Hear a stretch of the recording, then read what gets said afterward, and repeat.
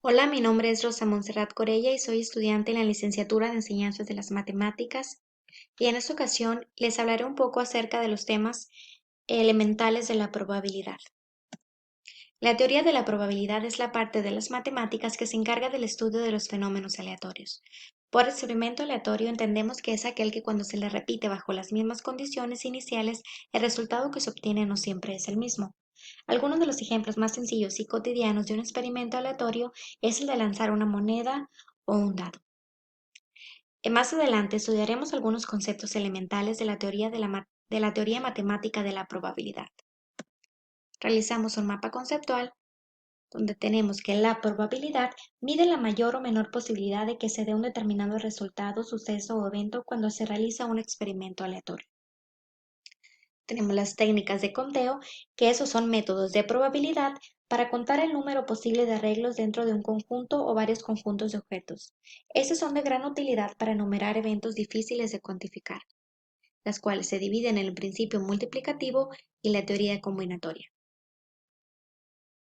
El principio fundamental del conteo también es conocido como la regla de la multiplicación, y este establece que todos los posibles resultados en una situación dada se pueden encontrar multiplicando el número de formas en las que puede suceder cada evento, y se expresa mediante la siguiente forma.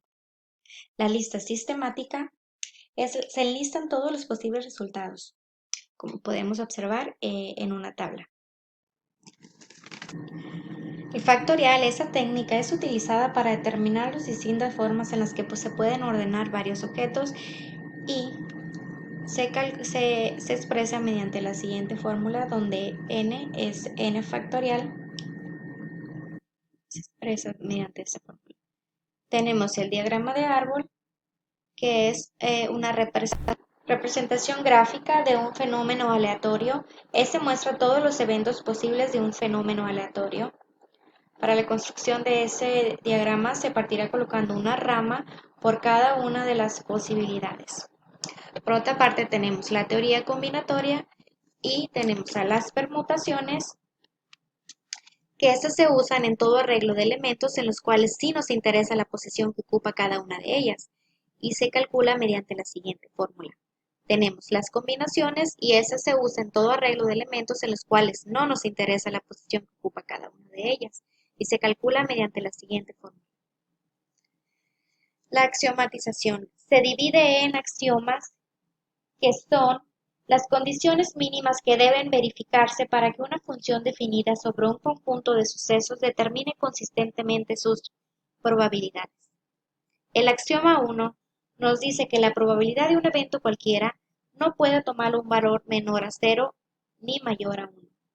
El axioma 2 nos dice que la probabilidad del espacio muestral es 1. El axioma 3 nos dice que si dos eventos son mutuamente excluyentes, la probabilidad de obtener A o B es igual a la probabilidad de obtener A más la probabilidad de obtener B. Debido a esos axiomas, se deducen las siguientes propiedades.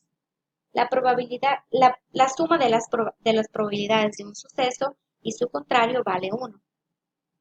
La probabilidad de la unión de dos sucesos es la suma de sus probabilidades menos la probabilidad de su intersección.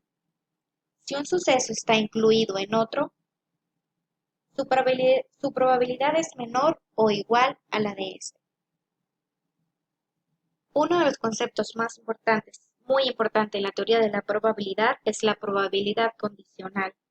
La probabilidad condicional del evento A dado el evento E se calcula mediante la siguiente fórmula, y de ahí se deriva el teorema de Bayes, que éste entiende la probabilidad de forma inversa al teorema de la probabilidad total.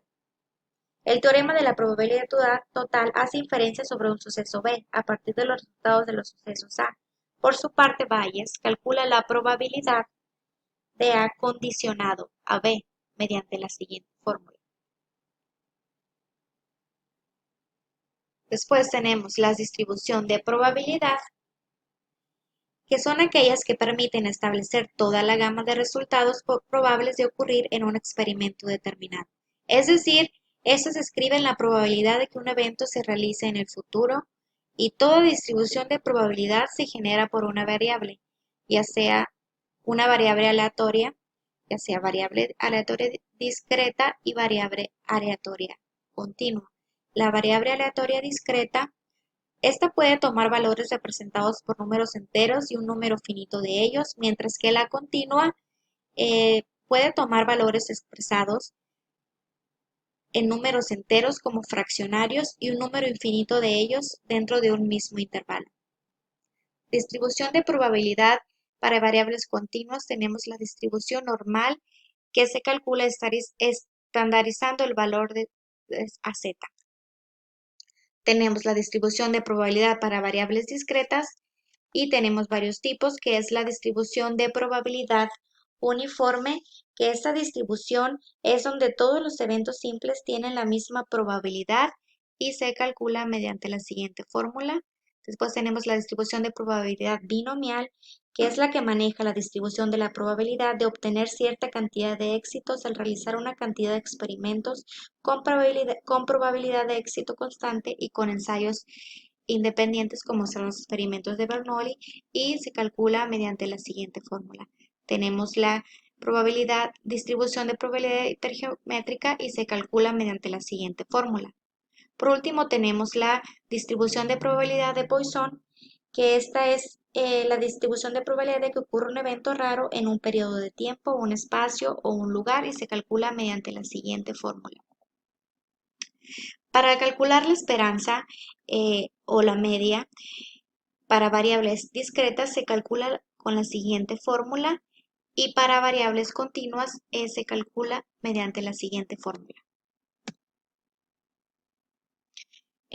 A continuación tenemos un ejemplo de los temas de los que les acabo de explicar anteriormente. En este caso yo decidí elegir el de probabilidad condicional, y el ejemplo dice que si en una empresa que fabrica calzones posee 3 máquinas X, Y, Z, producen el 65, 40 y 32% respectivamente del total de las piezas producidas en la fábrica. Los porcentajes de producción defectuosa de esta máquina son del 3, 4 y 5% respectivamente.